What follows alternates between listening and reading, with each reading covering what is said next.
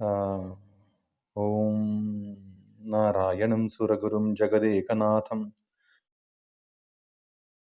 Bhaktapriyam Sakalalokanamaskritancha Traiguണ്यवर्जितमजं विभुमाद्यमीशं वन्दे भवघ्नममरासुरसिद्धवन्द्यं नारायणं नमस्कृत्य नरं चैव नरोत्तमं देवीं सरस्वतीं व्यासं ततो जयमुदीरये देवं नारायणं नत्वा सर्वदोषविवर्जितं परिपूर्णं गुरुंश्चागीतार्थं वक्ष्यामि लेशतः हरिः ओम्. This is the weekly Pratipadartha Chandrika that we do every Saturday from 8 o'clock to about 9:30. We look at as many shlokas as possible from the Bhagavad-Gita and try to break down word by word. Try to get a very plain, vanilla, literal meaning of these shlokas and perhaps maybe cross-check, cross-reference back within the Bhagavad-Gita, uh, predominantly around what Krishna has already so far in the earlier chapters, earlier verses, and try to make sense what could be the connection that he is trying to put together. So today we are looking at shloka number 35 from the 11th chapter. 11th chapter is called the Vishwarupa Darshana. Basically, the second shatka, the second part of the Bhagavad Gita, the second hexad, we call it, where we try to see the entire teaching of Bhagavan primarily directed towards helping each one attain the full potential, the vibhuti. All of us have the special Bhagavad Tattva inside all of us. There is a special Bhagavad Tattva that he definitely is blessing us with. Many a times these special qualities are hidden like the shine of the gold amidst all the dust and the sand and the rock that covers it, right? So we have to get the ore out and then we have to get a good smith to bring the shine on. So similarly, most of us do have the vibhutis inside us. Sometimes it's very very expressed, sometimes it's very very latent.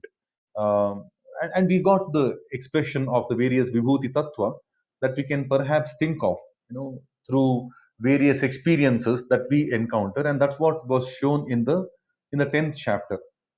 And again, from the 7th chapter, we keep hearing those vibhuti rupas, rasoham apsu kaunteya, prabhasmi shashi surya yoho. So, the jnana vijnana tattva that he laid out in the 7th chapter, that vijnana, that vishesha jnana is the primary thing needed for each one of us to realize that vibhuti, vishesha bhuti, the special manifestation inside all of us, right? And that was not enough. The 10th chapter explanation was not enough for Arjuna, and Arjuna goes on to seek much more. Uh, if you think you deserve to, that no, you think that I deserve to see your special forms, oh Bhagavan, show me that. Not just enough. He was not just satisfied with the explanation that was given. In what all different forms you can think about me. That was not enough. The 10th chapter of Vibhuti Rupa was not enough for Arjuna. He is now asking Krishna Bhagavan, Bhagavan, show me. If you think I can see you, please show me that directly. And we know for the fact that some divine eyesight was granted, which is basically the internal jnana chakshu that was granted to Arjuna, through which he could see the multitudinal uh, vibhuti rupa, the Aishwarya rupa, the Vishwa rupa, the universal cosmic form of the Bhagavan, who has crossed over the complete dimensions of the time, the space, and the qualities, the various qualities. That's why three times we could, Bahu Bahu Rupadam, Aneka Bahu Rupadam, Ananta Bahu Rupadam. So he has the pervasiveness, crossing over the dimensions of space, time, and qualities, right? And couple of times we could hear him, Arjuna, calling Krishna as Vishnu, Vishnu. The only times he is called as Vishnu, and twice we could hear in the last conversation from Arjuna. Arjuna explains. And the last three shlokas, before the shloka number 35, so shloka number 32, 33, 34, that is where we ended. So those three shlokas are essentially the debrief coming from Krishna Bhagavan as to what happened to Arjuna, right? What exactly was what he saw. And because Arjuna point in time, he goes on to say, Krishna, please explain to me what is it that I am seeing. So Krishna explains, about himself, and that could be seen as a very quickly another set of Bhagavad Gita in itself. Those three shlokas are a beautiful message of the entire Bhagavad Gita, but coming especially from the context of time management. If we need to understand the importance of time, that is where we start to hear from Krishna in shloka number 32. He explains about himself, I am Kala, I am that time. Kalosmi loka kshayakrit pravrittaha. I am that Kala who has come forward to bring in the end of the loka, end of all the worlds. Right? Kalaha asmi loka kshayakrit pravrittaha. Lokan samahartumiha pravrittaha. And I have come forward here to bring in that equilibrium of these worlds. Right? So the Bhagavad Tattva is again very beautifully laid out. Like, the Bhagavan is somebody who will bring in the equilibrium of this planet, of these universe, of these multi universes, right? And creating equilibrium, involves kshaya. So there is some bit of destruction happening, and some bit of krit happening, some bit of creation happening, and some bit of progress happening, pravriddhi happening. So without these three things, it's not possible to establish equilibrium. Like in our corporate worlds, we have some projects that keep going through some distress, and suddenly we will have somebody take over the entire reins of the project, and he will call himself as, he or she will call themselves as the recovery, masters, recovery task masters.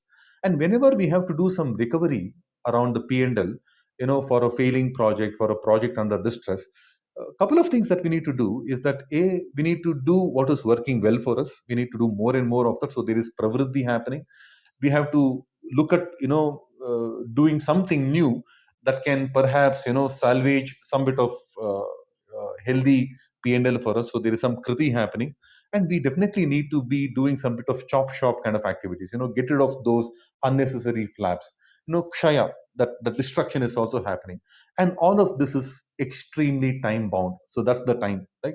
So in a way, that's also what exactly happens in many places where the equilibrium is tried to be restored back. Like, so that's precisely what Bhagavan is telling. I am that Kala. I am that Kala. So also going down to the fact that what he claimed himself to be in the fourth chapter, like, yada yada hi dharmasya glanir bhavati, adharmasya abhyuthanam bhavati, tada atmanam sujamyaham. Whenever the dharma goes for a toss, whenever adharma, extremely raises to extreme high levels, I will come forth, through my own maya, and paritranaya sadhunam, for the protection of the good people, and vinashaya dushkritam, and for the destruction of the bad people. Sambhavami yuge yuge. I keep coming forth again and again, in different time zones. I keep coming in again and again. And now he's alluding to the same thing, that this is live and direct, that is happening right now. I am that Kala who has come forward for the sake of the kshaya of the loka. Kshaya need not just mean destruction. It's the destruction of the bad elements, unwanted elements, which will give rise to the new elements. At the end of the day, it's all pravriddhi, right? And also kshaya, kriti, pravriddhi will also give us the idea behind that Vashatkara Rupa of the Bhagavan. Vashatkara Rupa, there is Janana, Marana, there is Pravriddhi, there is Parikshiyana, and there is, Parinamiyate. Like, and there is also, there are six different directions in which the orderliness of the world is kind of, maintained by the Bhagavan. So he is the cause of the birth, he is the cause of the death. So these two are poles apart in terms of their, in its myopic sense, they look poles apart, but these two are essential for establishing equilibrium. He is the one who maintains, and he is the one who causes the changes. Like, maintenance and the change, causing the change, is also him. Ashwatham prahuravyayam. Avyaya is no change, but Ashwatha means full of change. No shwaha sthitaha, doesn't change at all. So he is the one who causes the change. He is the one who maintains the state. He is the one who brings in the abhivriddhi, the pravriddhi. He is the one, the growth, and he is the one who brings in the decline also. So as and when few things grow up, few things need to decline. As many new children are, getting the growth, year on year basis, that many old people also kind of going through the decline state. That's the balance that we keep seeing in this world. So these six activities is basically kind of seen in the shloka. Kalos piloka kshayakrit pravriddha. I am that Kala who has come forward for the balance, restoring the balance of these worlds. And then lokan samahartumiha pravrittah. Right? And then he says, Ritepitvam na bhavishyanti sarve. With or without you, the future is decided. Right? You don't have to really break your head to decide whether you will have a major role to play in the future or not. The future is already decided with or without you, playing an active role. Ye vasthitaha pratyanikeshu yodhaha. So all of these warriors who are seated in the different army formations, they will not remain tomorrow. Whether you choose to play an active role or no, what need to happen tomorrow will happen. That's precisely what Bhagavan is telling. Like, we have that common saying, right? Time and tide, waits for none. Doesn't the time doesn't wait for anyone. What need to happen will happen. Now he says, what is our role in it? The 33rd shloka, he says, Tasmat tvamuttishta yasho labhasva. Therefore, all you can do is get up and seek a little bit of success towards yourself. Yasho labhasva. Jitva shatrun, get some victory against your enemies. Bhungshwarajyam samruddham, and also enjoy a little bit of the kingdom, the delightful experiences that are bound to come your way incidentally, right? Because mayaivete nihataha purvameva, whatever need to be done, whoever need to be killed, are being taken care by me earlier itself, long ago itself. You just be an incidental role player. All of us, this is a message to all of us, right? We just need to play our incidental role. Nimitta matram bhavasavya sachin. There is nothing that we can think that, without me this will not happen. Like, for example, Shraddhaji, she wanted to hear about Bhagavad-Gita. If I say, oh, why should I do this for her sake? Whether I choose to do or no, she will know Bhagavad-Gita. She will know a little bit of Bhagavad-Gita. She can perhaps know a lot more because she is constantly seeking. Somebody will come speaking about it. I can't say I am doing this, and because of me, she is gaining some strength. She is gaining the knowledge. I mean, this is a 5,000-year-old scripture. There are more than 5,000 very standard commentaries on this scripture. Who am I to say that no, I will impart some knowledge? The knowledge will come through, right? So the best we can think of doing is, okay, she is come seeking the knowledge. I can speak a little bit. Let me make an attempt of speaking a little bit. If she gains a little bit of knowledge, well and good for me. I can gain some yashas. I can gain some success. I can kill some of my enemies. I can think of being an incidental actor in all of this mega scheme of things laid out by the Bhagavan. So precisely that's what Bhagavan says. Nimitta matram bhava savya sachin. So the time doesn't wait for anyone. And then all of us only have a small incidental role to play, okay, in this entire srishti, in this entire creation, and the creation that is constantly happening with three primary activities. There is constant shaya happening, there is constant kriti happening, and there is constant vriddhi happening. There is constant death, there is constant birth, and there is constant progress happening. And this is something that the time is taking care of. That time is that him. He is that time. He is that Akshaya Kala. That's what we heard in the 10th chapter. Ahameva Akshayaha Kalaha. He is that indestructible time, and he is the one who is constantly creating the death, the birth, and the progress of these various lokas, of these various worlds. And we all have a incidental role to play. And then he goes on to conclude, right, in the small Bhagavad-Gita, Dronam cha Bhishman cha Jayadratham cha Karnam tata Anyanapi Yodha Viran Maya Hataha. So all of these great warriors called Drona, Bhishma, Jayadratha, Karna, they are all killed by me. Now, in our life, this is very important. I'm just repeating, right, from last week. These are the important characters, right? Drona, he is the one who is the guru for the entire warrior clan here. Also, looks undefeatable, right? Because he is the guru. Be it the warriors of this side or that side, he is the one who's taught them all. Bhishma is Ichha Marani, infallible. He cannot fall. We have these kind of difficulties that we all think that, how can I face such difficulty? How can I face the indefeatable? How can I face the infallible? Jayadratha. He is the most protected. He's got the highest army around him. But he is also killed. Jayadratha is also killed, is what Krishna says. Jayadratha, has got some 23 odd Akshohini Sainyas around him. Impenetrable. You can't penetrate into Jayadratha. But he is also killed. And Karna is the most protected. He's got the Karna, Kavacha Kundala, all of these protections, right, by the Surya Deva. So even we tend to think that whenever we have to face some difficult situation, how do I face this indefeatable situation? How do I face this infallible situation? How do I see this most protected situation? And how do I face this the impenetrable kind of a warrior situation? So these are the great difficulties that we all see, like these hurdles, impenetrable hurdle, undefeatable hurdle, the most protected hurdle, the infallible hurdle. How do I face that? And for us, all crazy situations in life will appear to be that great. Bhagavan is giving an assurance to Arjuna after telling him, you please be a mere incidental actor in this entire scheme of things, because even these seemingly most difficult of the situations are taken care by me. They are all killed by me.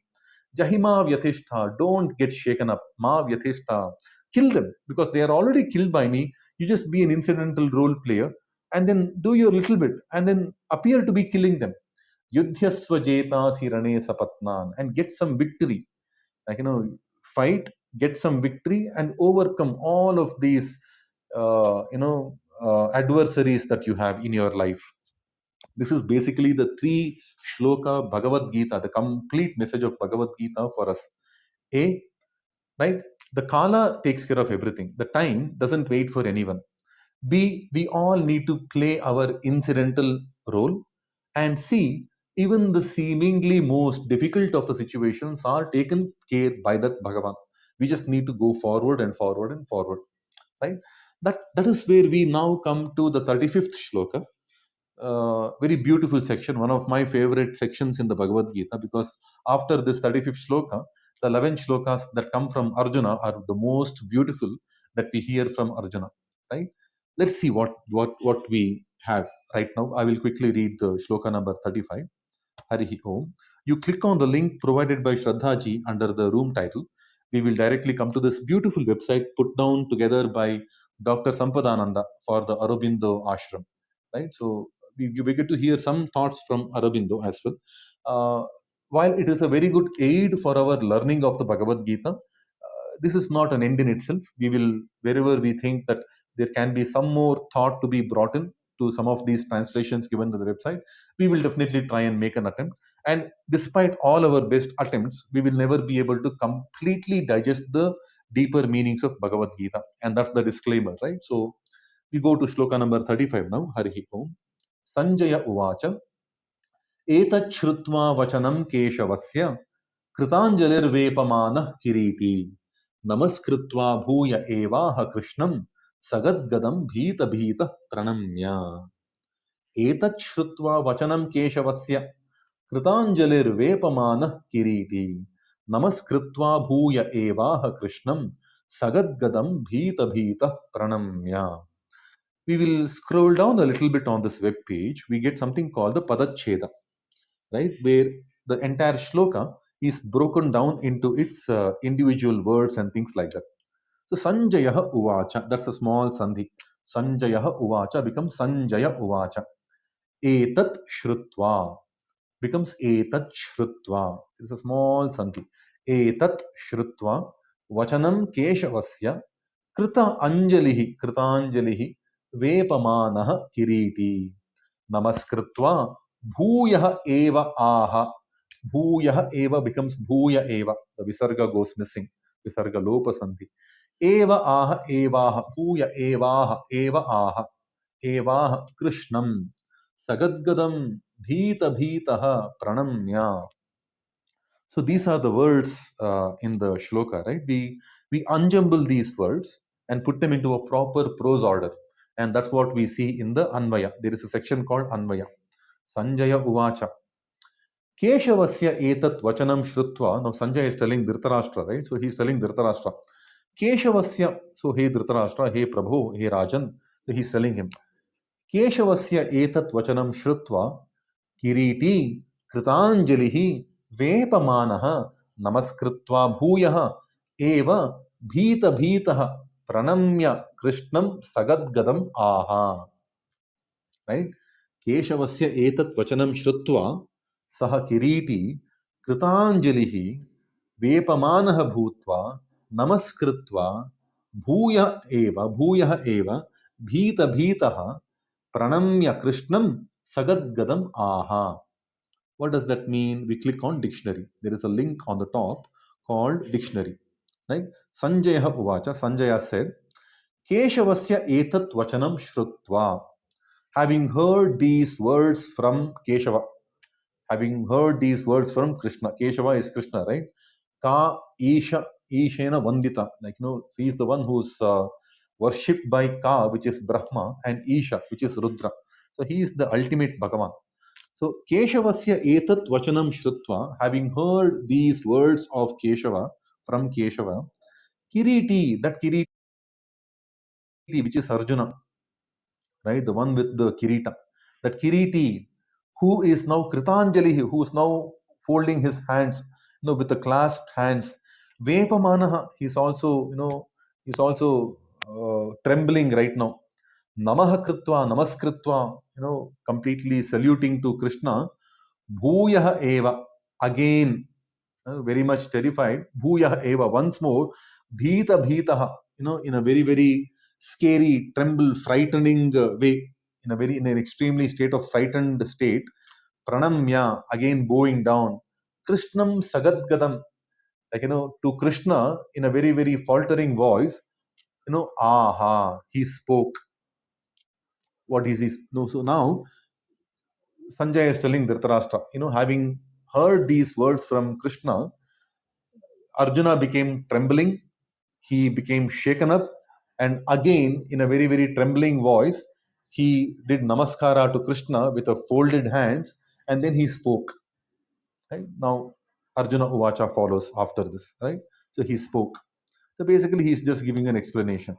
Right? Arjuna is now about to say something, is what Sanjaya is giving a live commentary to Dhritarashtra.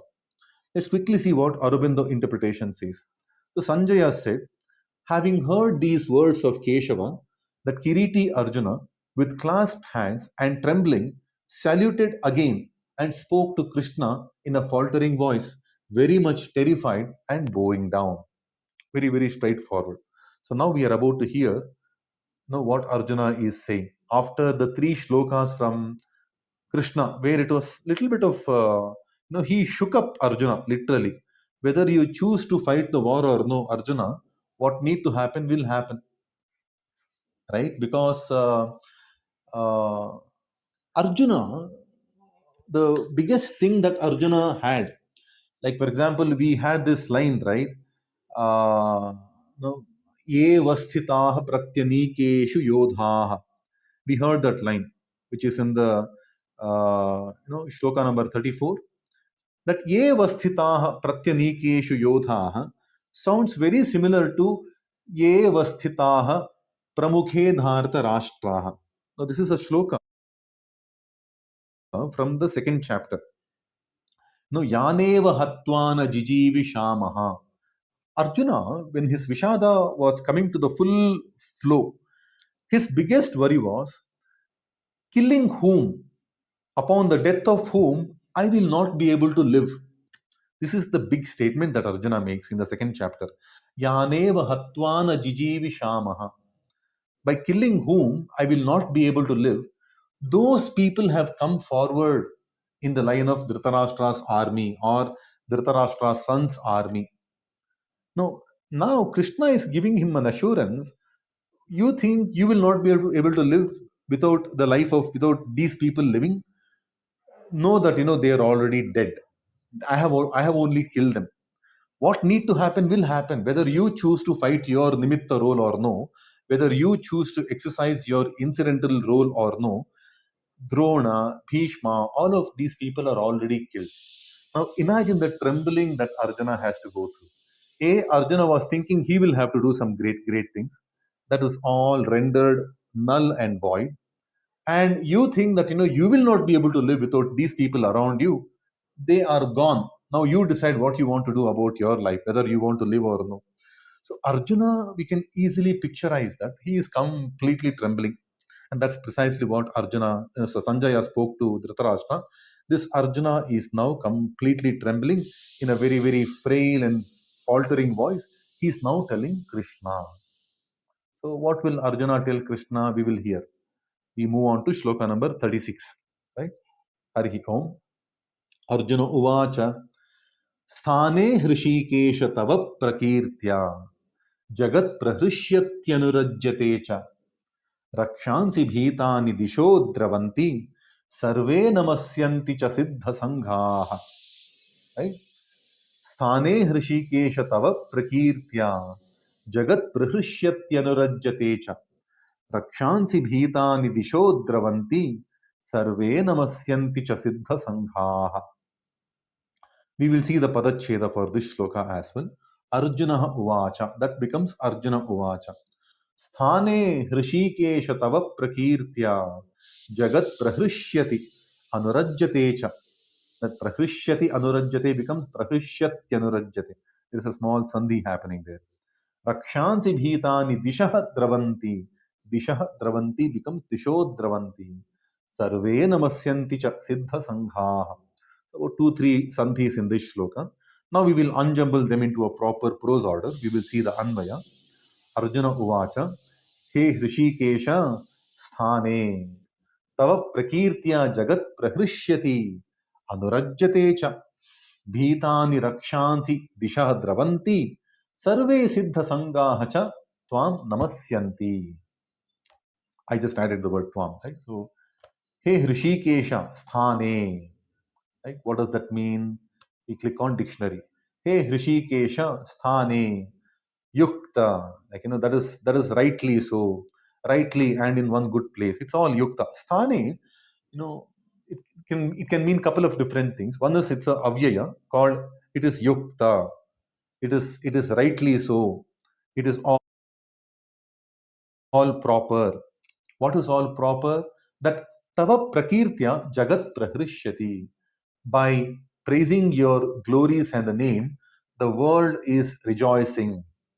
Anurajyate cha, and it also takes pleasure. Ranjayati, no, rajyate, anurajyate, and it's also rejoicing in taking your glorious names and praising you, which is basically singing your praises. Singing your glories. Basically, our life need to be like that. All our activities, we should carry on our activities as though we are singing the praises of the Lord, right? So, and then in that we take the delight also. When we see that, right? There are some people, when they are cooking also, they are they are happily singing. Unutunutamai Marato Krishna Arpanavenalukai Kombanarbhaka. In everything you have a very very playful outlook, and you offer it as a service to the Bhagavan. In every activity we keep singing the glories of the Bhagavan. In that we have the delight also. And such people, when we see them, they are also taking delight in every activity they do, right? So Jagat Prahrishyati. Jagat is rejoicing, and Anurajyate cha, it's also taking pleasure in these activities. But Rakshansi Bhitani Rakshansi, the terrified Rakshasas, Dishaha Dravanti, they keep going helter skelter. So Rakshasas are the ones who basically are the creatures amongst us who go behind sense gratification. Like, for example, Asura. Asura can be literally broken down as Asushurataha, the ones who keep seeking sense pleasures, sensual pleasures, go behind satisfying the tongue, the taste buds, go behind satisfying the skin, the touch experiences, the sound experiences, blast the music at the high volume and doing some head banging or, singing, dancing, that kind of a thing. Like, people who go behind satisfying their sensual cravings, those are the Rakshasas. And when we constantly go behind satisfying our sensual cravings, obviously we will have those anxious moments, through We will be filled with our anxious moments, and those anxieties will also, some of them, many of them will turn to becoming fear factors. Bhitani rakshansi is a very natural thing. When we have rakshasa swabhava, we will naturally be, that anxious, frightened souls. Dishaha dravanti, then obviously we are running helter skelter in all different directions all our life. Like, that's the constant state of being. Dishaha dravanti, they flee in every quarter. And sarve siddha sangaha, and the entire pack of the siddhis, people who are siddhas, cha namasyanti, they bow down to you. Siddhas are the one who have attained success in life. Siddhi is basically sadhana. Like, people who have the sadhana are the siddhas, right? So anybody who have sadhana, they obviously bow down to you. Without bowing down to him, there is no way to attain sadhana, right? That's precisely what Arjuna is saying now, right? Sthane can also mean sthana, in the sthana, in your sthana, tava sthane, in your sthana, right? In you, the jagat is prakirtya praharishyati. If they praise you, they rejoice and also take some pleasure, right? And in you, the rakshansi bhitani dishaha travanti, and in you only the people who go behind sensual pleasures are running helter skelter. And in you, tavasthane, in you, in your position, in your state alone, the siddha sangaha namasyanti, the people who have tasted success, they keep bowing down to you. Continue, and this is not temporary momentary success, right? Some rakshasas also appear to be tasting success, momentarily, but these are not lifelong lasting, they are all momentary, right? But those siddhas, the people who have tasted the true success, the long lasting success, they obviously bow down to you, right? This is what Arjuna is telling now, right? In a very, very trembling way. Let's see what Aurobindo have to say for this, right? Arjuna said, rightly and in good place, O Krishna. That is, oh no, it's actually yukta, it's rightly so, O Krishna, that the world rejoices and takes pleasure in your name, in glorifying your name. Tava prakirtya. No, Satatam there is Kirtana that need to happen. Satatam Kirtayanto Mami, something that he spoke in the ninth chapter, right? So in that state, the world rejoices and takes pleasure. And the Rakshasas, the people who go behind the sense gratification, they are fleeing from you in terror in all directions. And the companies of the Siddhas bow down before you in adoration. Right? That's precisely what he says. Right? With that, we can move on to the next shloka. Right? Harihi Om. Kasmachate na nameran mahatman gariyase brahmanopyadikartre ananta devesha jagan nivasa tvamaksharam sadasattat param yat. Kasmachate na nameran mahatman. Beautiful. Gariyase brahmanopyadikartre ananta devesha jagan nivasa tvamaksharam sadasattat param yat. Right? We will see the padacheda for this one. Kasmat cha, kasmat cha. So that's the Chutva Sandhi, right? Kasmat cha te na nameran mahatman gariyase brahmanaha api. That becomes brahmanopi. Brahmanaha api adikartre. Api adikartre becomes apyadikartre. That is a yana sandhi. Brahmanaha api adi brahmanopyadi. That's how there are two sandhis there. Adikartre. Ananta devesha Jagannivasa, Jagatnivasa becomes Jagannivasa. That's the Anunasika Sandhi. Tvam Aksharam Sat Asat Tat Param Yat. Sat Asat becomes Sadasat. That's the Shutva Sandhi. Right? No, Jashva Sandhi. So it's called the Sat becomes Ta becomes Da. Sat Asat Sadasat Tat Param Yat. Sadasat Tat Param Yat. When we unjumble them, we get this Hey Mahatman. So Mahatman, he is the Mahatcha Aso Atman. We will see that later, but he is calling as Mahatman, a Mahatman to Krishna. Adikartre Brahmanaha api gariyase cha te kasmat na nameran e ananta devesha jagannivasa yat sat asat tat param aksharam tvam. A multiple Sambodhana. He's calling him Mahatman. He's calling him Ananta, Devesha, Jagannivasa, right? He's calling him with multiple Sambodhana. Let's see what it means. Hey Mahatman, hey great spirit. The spirit is one. But Atma, Atma can mean couple of things, right? Yada, yada datte, yachapnoti, yachati, vishayaniha, know, satatam bhavaha, yasya cha, satatam, santatam bhavaha, tasmat atma iti bhanyate. This is something that I think in the Shanti Parva, Bhishmacharya explains how to describe Atma. Yada datte, the one that receives. Yachapnoti, and the one that acquires, the one that receives, the one that acquires, right?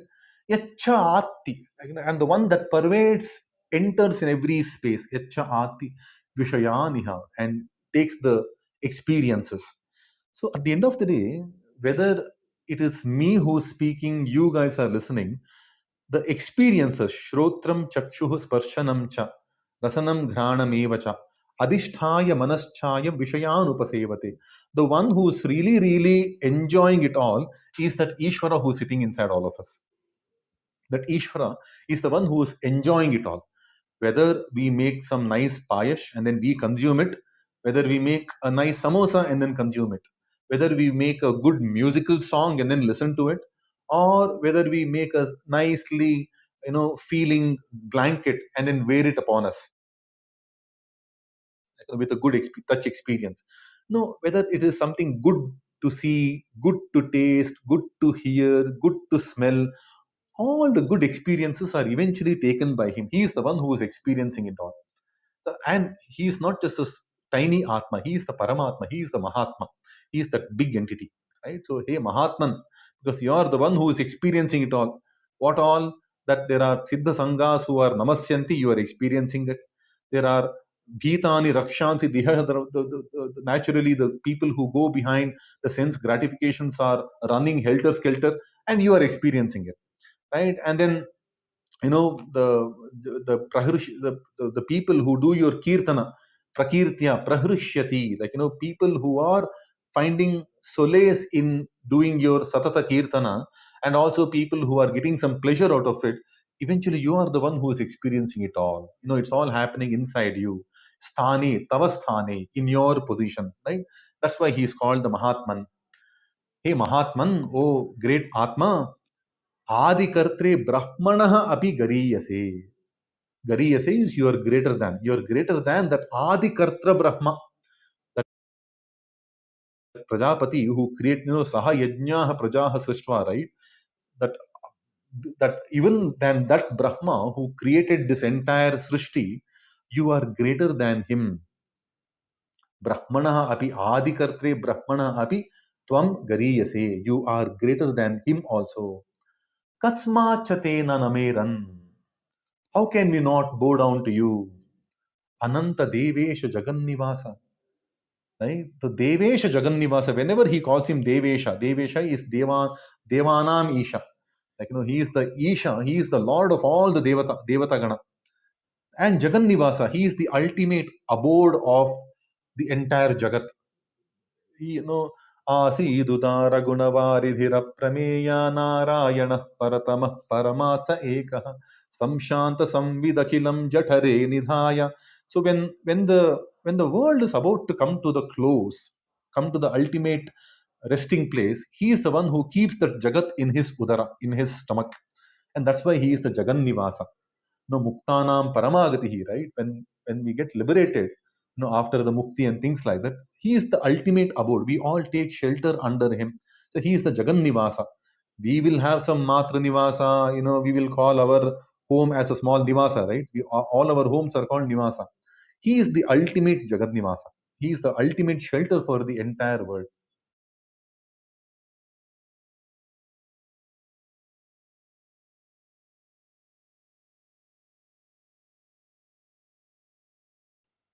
And whenever he is called as, Prasida Devesha Jagannivasa, Ananta Devesha Jagannivasa, earlier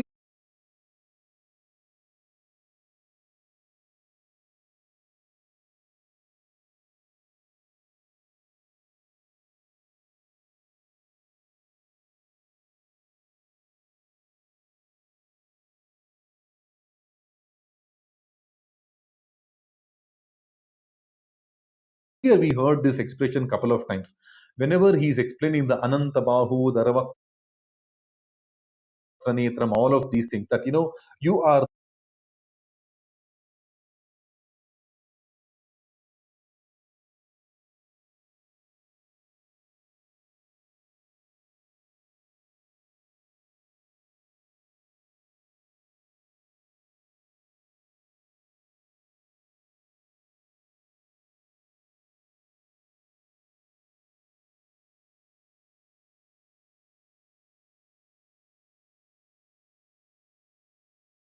that unlimited Bahu, Udara, Vaktra, Netra. You are that ultimate support, Bahu. You are the ultimate Vaktra, face, face in which the fire of the yajna is being played out. No, he is the field of this life. He is the ground in which all of these activities are happening. No, Bahu, Udara. He is the one who is ultimately digesting it all. No, Bhoktaram Yajna Tapasam Sarva Loka Maheshwaram. Aham hi Sarva Yajnana Bhokta cha Prabhurevacha. He is the one who is enjoying it all. He is the Udara. And he is the Netra. He is the one who is perceiving it all. He is the Pusha. He is the Gatir Bharta Prabhu Sakshi, we call him. He is the Sakshi because he is that ultimate Netra. He is the one who is the live witness of all of these things happening. So whenever Arjuna saw that infinite form is when he keeps on calling him as, Devesha Jagannivasa. Earlier also, he called him, Prasida Devesha Jagannivasa, he called him earlier. Now also he is calling him Ananta Devesha Jagannivasa, especially when we see Arjuna in a very, very trembling form, very, very scared kind of a state. He calls him Devesha Jagannivasa. O Ananta Devesha Jagannivasa, O infinite Lord of the gods and the ultimate resting of the universe.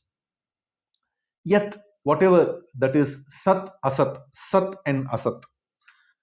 Sat is what is existent, and what is real. No, na asataha vidyate bhavaha. So, whatever has a manifestation, whatever has materialized, that is Sat. And whatever has not materialized, na asataha vidyate bhavaha. Asat is basically that one that lacks the bhava, right? That one. So asat can be understood as what is not, and what is non-existent, and what is unreal. Tat param aksharam tvam. You are all of that, amazing things. Param aksharam, amazing, immutable. Akshara is immutable, the one that does not have akshara, that one does not have any decay, right? It is the akshara, the immutable supreme, which is both sat and asat, is you. Now, see, this is very similar to something that uh, Krishna had spoken about himself when ekatvena pritatvena. When describing that rupa of his, like, at one point in his Krishna says that, in the ninth chapter, where he was explaining the Raja Vidya Raja Guhya Yoga, the ultimate Parama Guhya Yoga. He is explaining. He was telling him that, uh, you know amritam chaiva mrityam cha mrityuscha sadasachah Arjuna. Tapamyaham aham varsham nigrihnam yutsrujami cha amritam chaiva mrityuscha sadasachaham Arjuna. He is the Amrita, he is the Mrityu. I think we saw that a little bit in the earlier shlokas. Now, then he went on to say that, Sat Asatcha Aham Arjuna. I am both the Sat and the Asat. He had mentioned that now Arjuna is alluding to the same fact. And I think when we did the little bit of meaning breakdown of that shloka in the ninth chapter, the Sat Asat were known to be the karma and the karana. See, karma, the live action, is what is seen. That is why it is Sat. What is seen, what is manifested, what has materialized, that is karma. No, karma, no, bhuta bhava udbhava karaha visargaha tat visargaha karma iti sanyataha. That special creation is down to the fact that in this creation there is constant laya happening, sthiti happening. It's not just sarga, it is not just creation happening, srishti happening. As much as the srishti is happening live and direct, that many, kshaya is also happening, pravriddhi is also happening, sthiti is also happening. Everything is happening simultaneously. That's why it's called the Vishishta Sarga, Vishesha Sarga, Visarga. In the eighth chapter, when Arjuna asked the question, what is that karma? Arjuna was given this answer, Bhuta Bhava Udbhava Karaha. The Visarga that brings in the Bhava of all the Bhuta Rashi, that itself is the karma. As part of the Prakritika Swabhava Kriyas that are happening, that karma itself is Sat. That is the truth. That is the only truth. What is Asat? What we believe has caused that karma to happen. Like, for example, my hands, right? My hands are called the Karmendriya, Pani. But is it the physical hand that we see that is the Karmendriya? No. There is also something called the Prana Shakti behind that hand, which will enable the hand to do certain activity. I can have two hands. Shraddhaji can also have two hands. And Sudhaji also has two hands. So Sudhaji does some amazing, cooking. I can't do anything about it. Like, I can have maybe stronger hands than Sudhaji. Physical strength of my hands could be better than what Sudhaji possesses. Sudhaji could be very, very thin, lanky, in terms of her stature. But she might have the very best, amazingly dexterous and deft hands that can make some amazing cooking. Shraddhaji also has two hands. She might be extremely good at art, and I might also have the same two set of hands, similar or maybe stronger hands, but I cannot draw a picture. For nut's sake, I can't draw pictures. Like, so the same hands and Pani is the Kriya Suchaka. It's the one that does the action, right? Now, the hand alone will not be able to do the action. There is some prana shakti behind, which will bring in some congruence, which will bring in some dexterity, deftness, that skill that can make the hand perform certain desirable tasks. Kritakritya. Chabharata is something that we hear, right? Kritakritya. What need to be done, done very well. So the Indriya alone will not be able to do much. There is some karana, there is anta karana, there is some prana shakti inside which is unseen. That is the Bhagavan Tattva. That is the Bhagavat Tattva. We all could have the physical vocal cords, tongue, the teeth, the speech apparatus is there in everyone. Not everyone is blessed with the same level of speech, right? There are different people who can speak differently.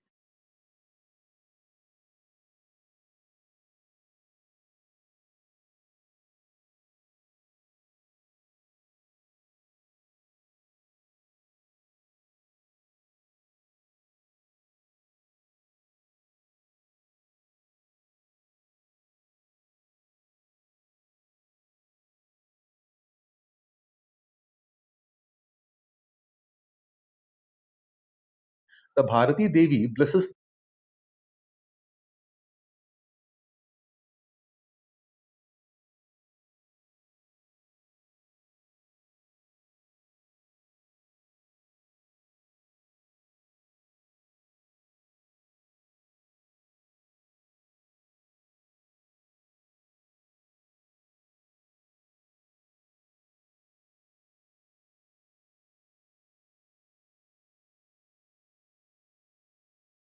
different people in different ways. There is a Devi blesses different people in different ways. There is a karana, there is a anta karana inside all of us which is not seen. Now, that is what we call as asat. It is not there, but it is there. It is not there. It is not materialized. It is not manifested, but it has a role to play.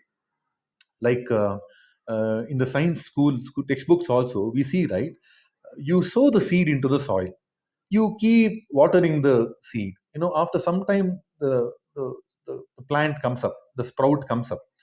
But where do we see the role of the Pusha, the Pushan, the Surya Deva, who is nourishing? I mean, science today accepts that without the sun, there is no photosynthesis, there is no plant life, and things like that. But where do we see him playing the role? So he is the Asat. He is there but not there. He is from a distant, I mean, God knows how many miles distance away that he is sitting in. But he is doing the nourishment sitting that far. So that is the Asat, the Anta Karana. There is a Karana. So Sat is basically the actual physical work, and Asat is basically the Karana. Karana is also the Karana, right? Both are you. Now, when we see Karana, there is another way of looking at it, right? In this world, I mean, this is heard in normally in the management lessons. Like in the world, there are only two types of people. performers and the storytellers, right? Either we do like Bharataji, why don't we have a Pratipadartha session today? Oh, today is Yugadi for us, Shraddhaji, let us not have it, right? Next week, Bharataji, what happened to the Pratipadartha session today? Oh, Shraddhaji, today is some Grahana, let us cancel it. No, a week after that, Shraddhaji again come. Bharataji, what happened to the Pratipadartha session? Oh, Shraddhaji, today, I had some urgent work, let's cancel it. So it's very easy to keep canceling. The karana, the reasons can be many, and they are not seen. What is truth? What is sat is whether the Pratipadartha session happened or no. So in the world, there are only two types of people. That this is what we keep saying whenever we have to motivate people. There are storytellers and performers. Now we have to choose whether we are performers or we are storytellers. Right? We can keep on telling thousands of stories for why something could not happen, right, in all our lives. But it takes a very deep resolve, that prajna shakti, that antakarana, to push it forward and get it done. That is where the karma happens. But for the karma to materialize, we need both to actually play. That antakarana should also come to play, and that karma should also have to happen. So that's another way of looking at it. So that sat and asat both are you, and that parama akshara sat and asat are you. That's something that Arjuna is telling. Now we saw this, right? This shloka reminds ninth chapter. Whatever was told, that Amritam Chaiva Mrityascha Sadasachaham Arjuna is the message coming in the ninth chapter. Sthane Hrishikesha Tava Prakirtya, Satatam Kirtayanto Mam, Yo Mam Smarati Nityashaha, Tasyaham Sulabha Partha, Nitya Yuktasya Yoginaha. No, all of these are something that we heard in the ninth chapter, right? All of these messages. And tava prakirtya jagat prahirshyati anurajyate cha, like, when we take shelter under him, and siddha sangaha namasyanti, all of these things, right? When we look into it, sthane hrishikesha tava prakirtya, that message is what we heard in the 10th chapter. Vishtabhyaham idam kritsnam ekam shena sthito jagat. This entire jagat I have, yatyat vibhuti matsatvam, all the vibhuti rupas of this planet, along with all other things, I am just holding them all. I am just supporting them all with just one small tiny fractionless amsha of mine, right? That's what. So that's a reminder of the 10th chapter. This shloka is a reminder to us of the ninth chapter. It is basically what Arjuna learned from the ninth chapter, what Arjuna learned from the 10th chapter. He is recounting that chapter by chapter. We will see that now, right? One, he says, like, I see everything in you, like, sthane hrishikesha tava prakirtya jagat praharishyati. By praising you, the world is rejoicing, and anurajyate cha, and also getting delighted with the pleasurable experiences. And rakshansi bhita nidishodravanti, like, and chasiddha sangaha, like, he is the one, in the vibhuti rupa, sargana madirantascha, he is the one who is anta, he is the one who is the adi, madhyam chaivaham arjuna, like, he is the one. No, that everything is seen, and Arjuna is merely recounting all of these things. So basically, he's recounting the 10th chapter experiences, teachings through that first shloka, the ninth chapter experiences, teachings through the second shloka. Through his experiences, he's telling, "Oh Deva Deva, oh Devesha, oh Jagannivasa, yatcha sat asat tat param aksharam tvam."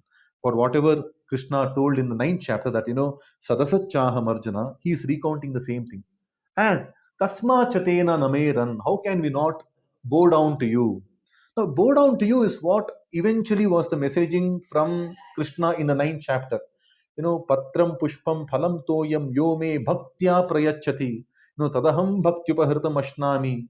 Like, and then, ananyas chintayanto mam ye jana paryupasate tesham nityabhiyuktanam yogakshema mahamyam. That entire ninth chapter is where Krishna brought in that bhakti swabhava very beautifully to the question of how to think about you. How is it possible to think about you? The bhakti marga. Now, Arjuna has come one step forward. How can we not do bhakti to you? How can we not bow down to you? How can we not do namaskara to you? Kasma chatena nameran. Basically, as a nice bhakta, Arjuna is now recounting the teachings of each chapter back in his own expressions through his own experience. Right? Let's quickly see what Aurobindo interpretation says for this. How should they not do homage to you, O great Atma? For you are the original creator. Okay, you are greater than the Gariyase. You are greater than the original creator and doer of the works, and greater even than the creative Brahma. O infinite self, O Ananta, O Lord of the gods, O Devesha, you are the abode of the universe, Jagannivasa. Thou art immutable, Akshara. Thou art what is and what is not, Sat Asat. And you are that which is the supreme, that Param. Right? Very beautiful. I mean, when we look at this again and again and again, all the teachings that came in the ninth chapter from Krishna, through the words of a nice student, we are hearing it back, paraphrased, and nice upasamhara happening here. With that, we move on to the next shloka, shloka number 38. Harihi Om. Tvamadidevah purushah puranaha. Tvamasya vishwasya param nidhanam. Vettasi vedyam cha param cha dhama. Tvayatatam vishwamanantarupa. Tvamadidevah purushah puranaha. Tvamasya vishwasya param nidhanam. Vettasi vedyam cha param cha dhama. Tvayatatam vishwamanantarupa. What does the Padacheda look like? Tvam Adidevaha, Purushaha, Puranaha, Tvam Asya Vishwasya Param Nidhanam, Veta Asi. That's one sandhi. Veta Asi, Vetasi. Vedyam cha Param cha Dhama, Tvayatatam Vishwam Anantarupa. I think that's the only sandhi in this entire shloka. So now we will hear the Anvaya, right? The proper prose ordering of these words. He's now telling him, hey, Ananta Devesha Jagannivasa. He's addressing the same person. Tvam Adidevaha, Purushaha, Puranaha cha Purushaha, Tvam Asya Vishwasya Param Nidhanam api, Veta asi, Vedyam cha asi, Param Dhama cha asi. Hey Anantarupa, Tvaya idam Vishwam tatam. What does that mean?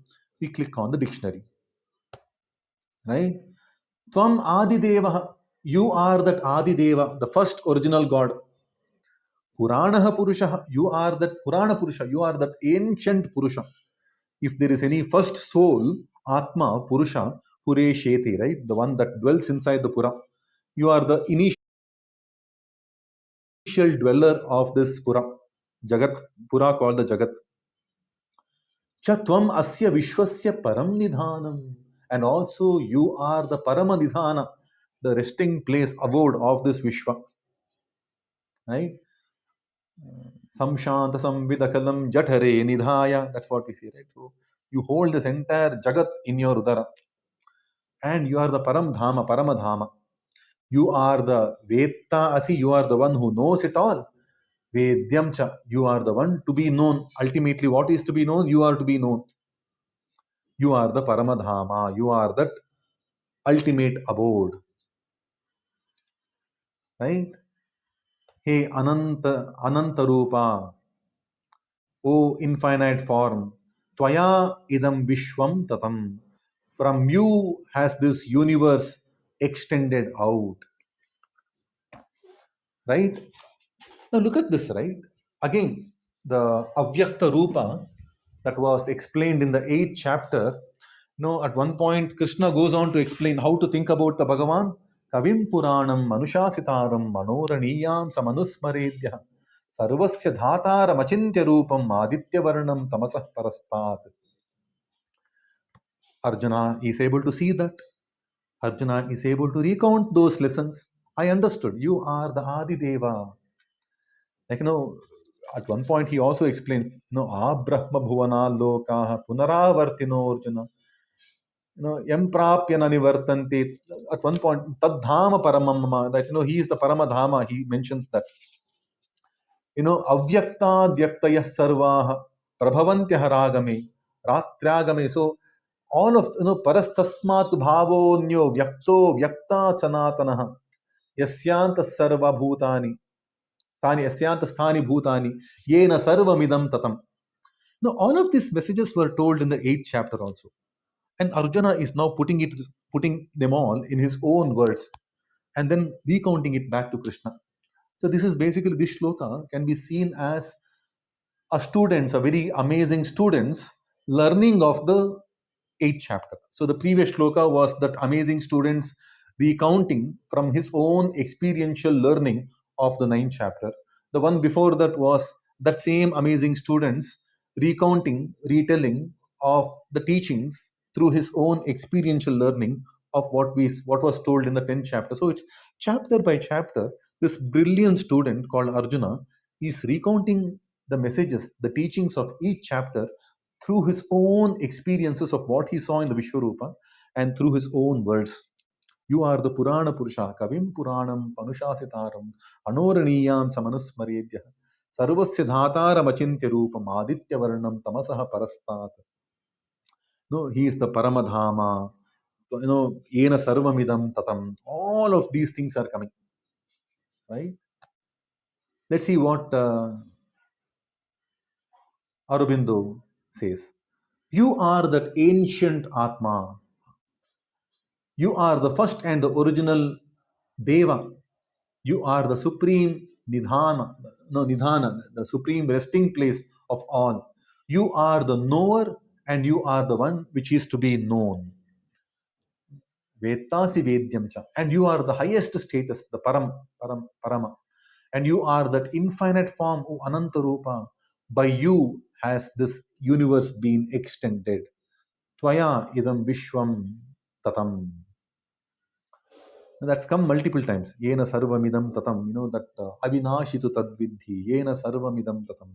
From the second chapter, we keep hearing that. But there in the second chapter, Krishna was looking at that Avinashi, that Bhagavad Rupa, as a third person. It took some time for Bhagavan to say, that is me. Right? So in the 8th chapter, he said, that's me. Vedesu yajnesu tapassu chaiva daneshu yat punya phalam pradishtam yogi param sthanam upeti chadyam. No, be a yogi, you will get all of these things. Now, Arjuna is recounting them all through his own experiential learning. So, with that, we move on to the next shloka, shloka number 37.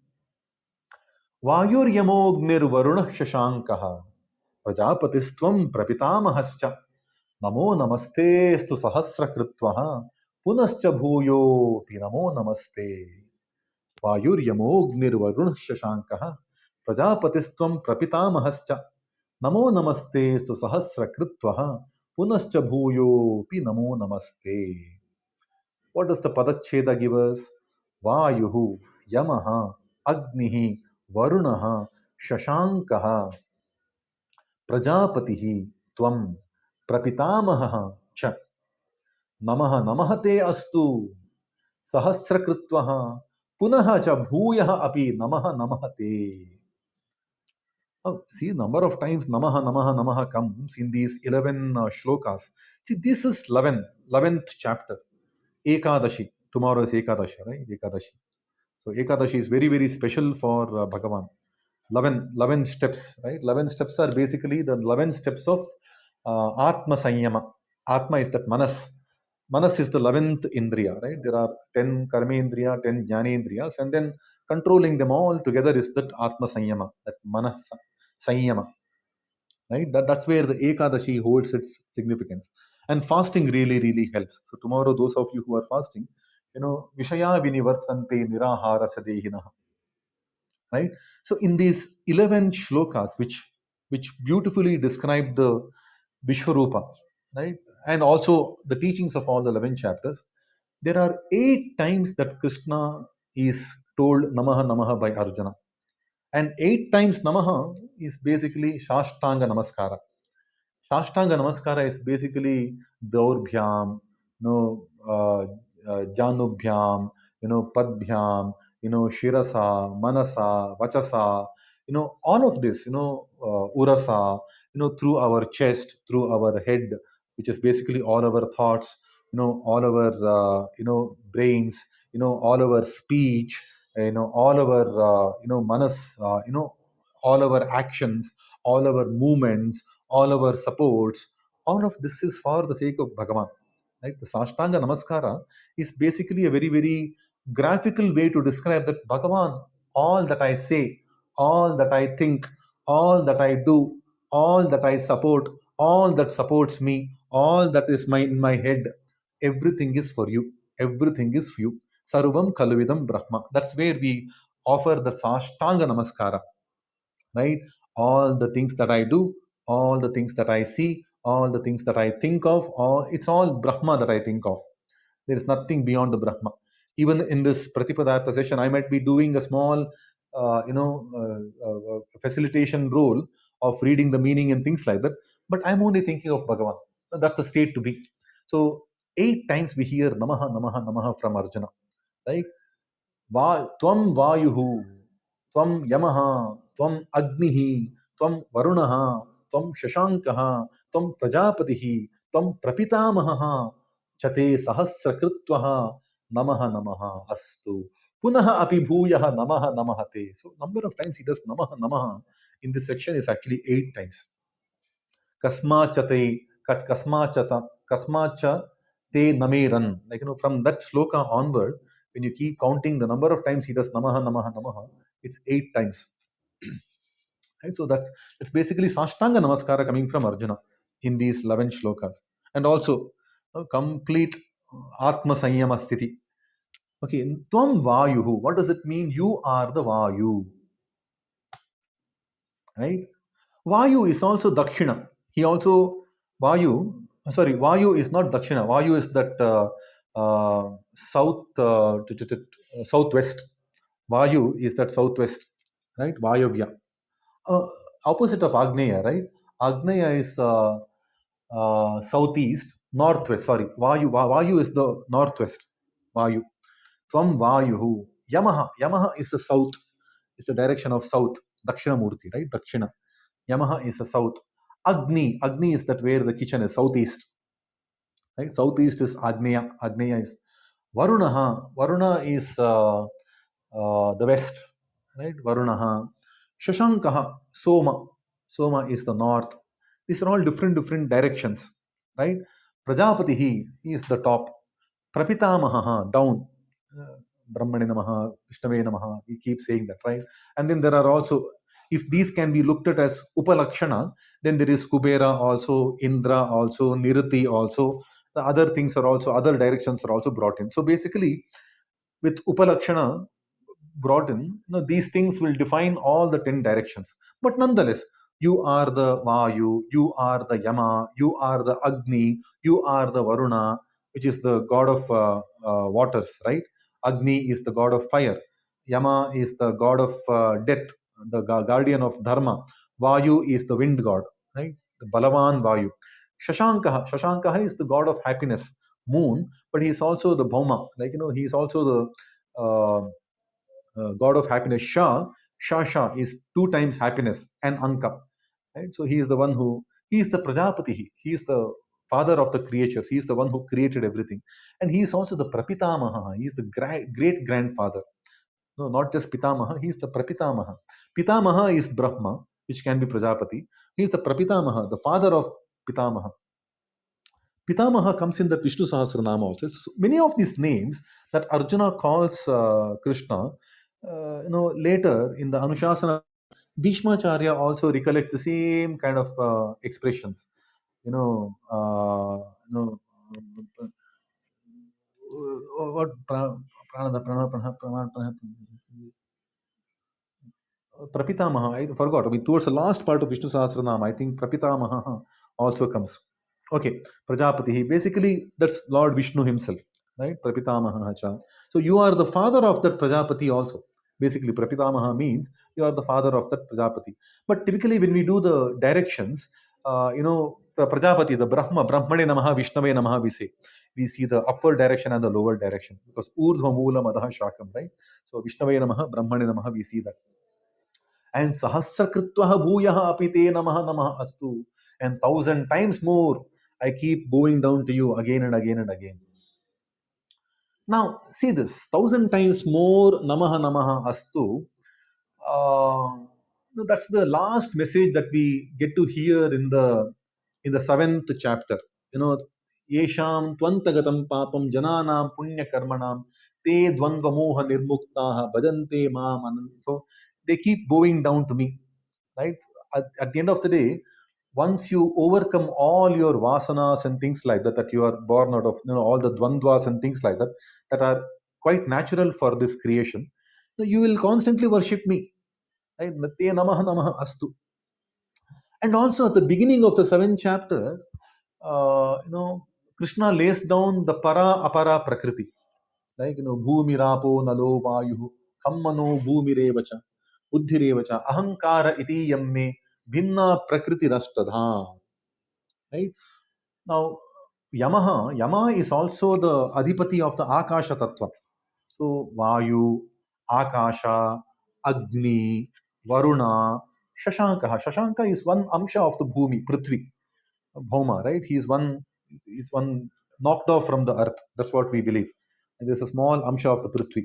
So essentially, it also glorifies the tattvas that were called out in the seventh chapter. Bhumi, Rapo, Nalo, Vayu, Kammano, Buddhirevacha, Ahankara iti yamme bhinna prakriti rashtadha. Apareyamitastvanyam. And within the same thing, there is also apara prakriti.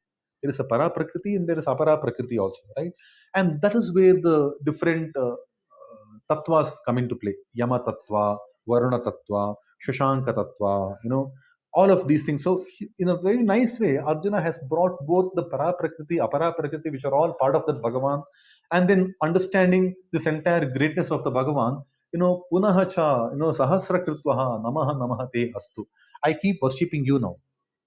So essentially, this, in a way, the teachings of the seventh chapter is also brought on by this amazing student, in his own experiential learning. I keep repeating that, right? So creatively, when we look at this, these 11 shlokas are the 11 chapters of the Bhagavad-Gita coming from the student now.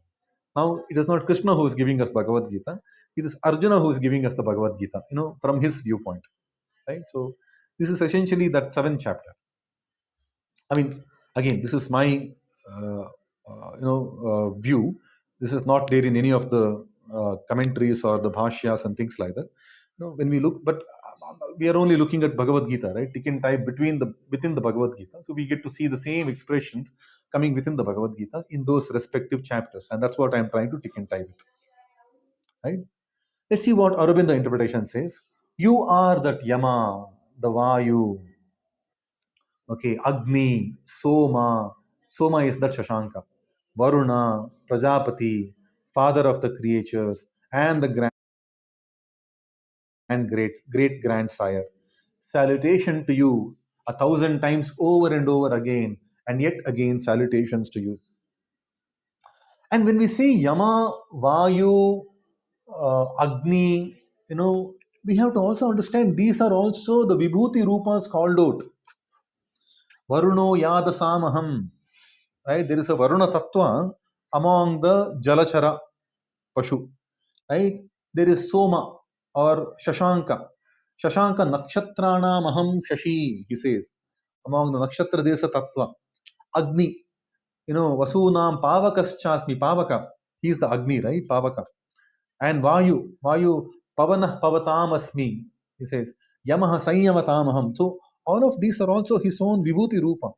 Now, because Arjuna is not recollecting the same in the exact words told in the 10th chapter, could also signify that, it's an experiential learning.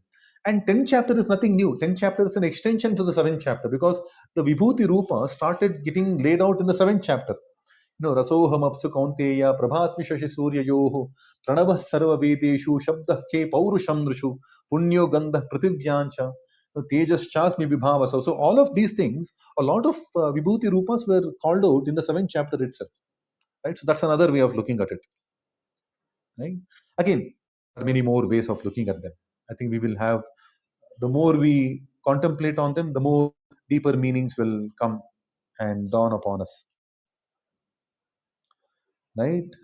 With that, we move on to the next shloka, shloka number 40. Harihi Om. Om Namah Purastadata Prushtataste Namostute Sarvata Eva Sarva Ananta Virya Amita Vikramastvam Sarvam samapnoshi tatosi sarvaha. See again, many of these Ananta, Ananta, Virya, Amita Vikramaha, all of these things do come, in the Vishnu Sahasranama. I think Ananta Virya, Amita Vikramaha, that comes twice in Vishnu Sahasranama. But nonetheless, right? Again, Vishnu Sahasranama and Gita are supposed to be the two eyes, right, of this great work called Mahabharata.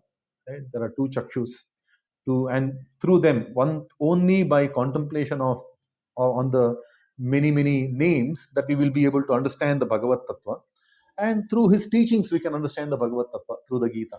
There are two ways, but at the end of the day, it's all leading to the same understanding, which is Sarvam Khalvidam Brahma. All that we have to learn is at Bhagavan. But nonetheless, we come to this. Namah purastad atha prushthathaste. Namostate sarvata eva sarva. Ananta virya amita vikramastvam. Sarvam samapnoshi tatosi sarvaha. What does the Padacheda give us? Namaha purastat atha prushtataha te. See the sandhis? Namaha purastat atha purastadatha. There is a Jashva sandhi. Atha prushtataha te prushtataste. There is the Visarga Sattva sandhi. Right? There is a small sandhi. Namaha astu becomes namostu. Namaha astu te sarvataha eva sarva. Sarvataha eva becomes sarvata eva. Sarvam Ananta Virya Amita Vikramahatvam Virya Amita Viryamita Ananta Viryamita Vikramahatvam becomes Vikramastvam, another Visarga Sattva Sandhi. Sarvam Samapnoshi Tataha Asi Sarvaha Tatosi Sarvaha. There's a Visarga Sandhi and the Purva Rupa Sandhi, right? Tataha Asi Tatosi. Right? Those are the two sandhis that are coming there. Right? Now, let's put them into a proper Anvaya. ते पुरस्तात् अथ पृष्ठतः नमः. Again, see more and more नमः. ते पुरस्तात् अथ पृष्ठतः नमः. हे सर्वा ते सर्वतः एव नमः अस्तु. One more नमः. ते सर्वतः एव नमः अस्तु. हे अनन्तवीर्य त्वम् अमितविक्रमः सर्वं समाप्नोषि ततः सर्वः असि. Right? Sarvam samapnoshi tatah sarvah asi. What does that mean? We click on the dictionary. Purastat atha prushthatah namaha. From the front and the back, I bow down to you. See, remember the previous shloka also calls out different directions, right? All that Varuna, Yama, no Soma, all of them are different directions. No Prajapati, Prapitamaha, all of them signify different directions also. So now he's telling from your front also namaskara, from your back also namaskara. Salutations prishtataha, from behind also. Salutations namaha purastadatha, purastadapi, from the front also. Hey Sarva, he's now calling him Sarva. You are called Sarva. Now he's calling him Sarva. Hey Sarva, te sarvataha eva namaha astu. From all different directions, let me bow down to you. Right? Hey Anantavirya, hey Amita Vikrama, hey Ananta Virya, you are the unlimited Virya, unlimited might, unlimited source of life. Amita Vikramahatvam, you are the Amita Vikrama, you are the limitless Vikrama, limitless strength in action. See, Vikrama is the Vikrishta Krama, Vividhata Krama. There are different ways in which he keeps doing different actions, right? I mean, the Srishti itself is Laya, the Laya itself is Sthiti, the Sthiti itself is Laya, Srishti. They're all entwined strongly with one another, right? You can't separate them. There is no separation between them. That's why he is Vikrama. In the Pravriddhi only there is, Parikshiyana happening. In Janana only there is Marana being brought in. Like all of them are coming together. In the Pravriddhi only there is, decline also happening. No, parinimiyana, like all the parinamas, the change also happening along while where the city is being brought in. So he's a Vikrama. Amita is unlimited Vikrama. Amita is limitless, immeasurable. Mita is limit, right? Amita is limitless Vikrama. Tvam sarvam samapnoshi. You have pervaded everything equally. Okay. Tatah sarvaha asi. That's why you are called Sarva. So he is that Sarva because I think, see, Atma Samyama, right? That's the sixth chapter. Like, Yomam Pashyati Sarvatra, Sarvam Chamai Pashyati, Tasyaham Na Pranashyami, right? And Sarva Bhuta Sthitam Yomam, Bhajatyekatvam Asthitaha, Sarvatha Vartamanopi, like, he is that Sarva, Sarva Bhuta Sthamatmanam, Sarva Bhutani Chatmani, Ikshate Yoga Yuktatma, Sarvatra Samadarshanaha. See, this entire Atma Sanyama Yoga was brought in for that Sarva Tattva to be understood, to develop that Samabhava towards all the beings. We have to cultivate that Samabhava. Samabhava is basically upeksha, indifference. I don't give any special seat just because somebody came. If Narendra Modi ji comes also to this room, in Purushottam Yoga we do that. We never send an invite for anybody to come up and speak. We treat everybody same. Somebody might be seen within the clubhouse world that they are some amazing speakers. I mean, this is all our myopic belief. In Purushottam Yoga, we don't extend an invite to anybody. Everybody will be treated the same. There is no special persons to become moderators. Anybody can become moderators. Anybody can lead the chapters. Anybody can explain the meaning of the Bhagavad-Gita shlokas. There is no special. So we develop that indifference to anybody. Right? Today, this person might be speaking, okay, Bharataji has some verbal diarrhea, he speaks a lot. Let him speak today. If nobody else is there, let him speak today. But if somebody else comes, we will happily be listeners. Suddenly, we will change our shape to listeners. Like Sudhaji. Sudhaji will be a very good listener so long as it takes. And suddenly, when some nice thought need to be added, she will add that. So we will. So that samabhava. And again, I'm not saying we are all good at developing that samabhava. We are in the process of the samabhava. But Atma Sanyama as a yoga, the sixth chapter, the Dhyana yoga, is primarily needed for us to develop that samabhava. And that samabhava can be developed when we see that sarva. He is that sarva, right? Sarva vyapta, nirlipta. We have to look at that sarva character called the Bhagavan, who is everywhere, who is there everywhere. And that's what he's telling him. You have pervaded everything so equally without any bias. That's why you are called sarva. Hey sarva, like, Namaha Astu. Again, Namaha, Sarvataha Namaha Astu. I will bow down to you from all directions, from all possible ways, from the front, from the back, from the top, from the below, from all different directions, in all different aspects, in all possible aspects. Right? So, and that Namaskara is basically offering ourselves. Like, at one point in the sixth chapter, when we have to understand why should we follow the Yoga Siddhi Marga, even when we are about to fail in the Yoga Siddhi Marga, what will we achieve? We have to keep doing it for the sake of Bhagavan. Tapasvibhyo diko yogi, jnanibhyo pimatodikaha, karmibhyaschadiko yogi, tasmad yogi bhavarjana. Because at the end of the day, we have to do it because of the sake of Bhagavan.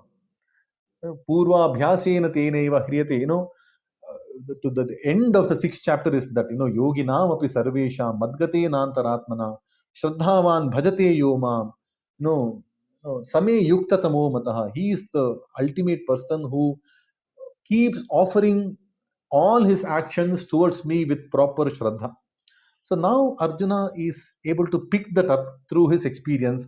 Sarvataha, Prishtataha, Purasthat, Tataha, Sarva, Te Namaha Astu. I keep bowing down to you without any kind of a glitch in thought.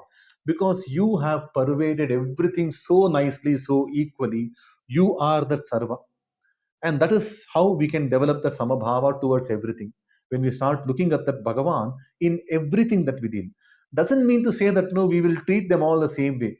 We will treat them for what they are worth, but we will see that Bhagavat Tattva in everything. Right? When we say Vidya Vinaya Sampanni Brahmane Gavihastini Shunichaiva Shvapakecha, not that I will offer grass to the tiger and chicken to the cow. There is tiger, there is cow. I will see the Bhagavat Tattva in everything, but I will offer grass to the cow and chicken to the tiger. If I have to do Atiti Satkara to the chicken, to the tiger and the cow, I have to offer grass to the cow and chicken to the tiger. I can't feed, grass to the tiger. But I'm looking at the samabhava, that upeksha bhava, mudita bhava, maitra bhava, karunya bhava. These are the four bhava I will develop. The samabhava is what we need. The Bhagavad bhava is what we need. So now Krishna is being recounted all of these things through Arjuna's own experiential learnings by Arjuna. Right? Again, all of these shlokas need to be slowly chewed and internalized because they have such deeper meanings in them. And let's quickly see what Aurobindo says. Salutation to you from the front, from behind. Salutation to you from every side. For you are each and all that is, infinite in might, immeasurable in strength of action. Thou pervade everything, and you are everyone. That's why you are called that Sarva. You are called that everything. Sarvam Khaluvidam Brahma. Now we get an answer from Arjuna as to why we say that. Right? Uh, Bharataji, I have a question if you can. I think we will take a break today. Sakheti Matva. The next two shlokas are good to be understood together. Shloka number 41 and 42. Let's see them together. So we will take a break now. 9:40, 9:24. In 9:30 is where we adjourn. We have Shriji has come up. Shriji, you have on the reverse count of three. Please join me in a small Jayagoshti in the name of our Gita Acharya Bhagavan Shri Krishna. Those of you who are in good space, we will close the room today. Thanks everyone for joining. Wish you all a very happy, blessed Baisakhi. Wish you Sauramana Yugadi for those people who are celebrating it today. We had the Sankramana. The sun moved into the new constellation yesterday, entered Mesha yesterday, but the sunrise, the new sunrise happened only today. So many of us are celebrating it today.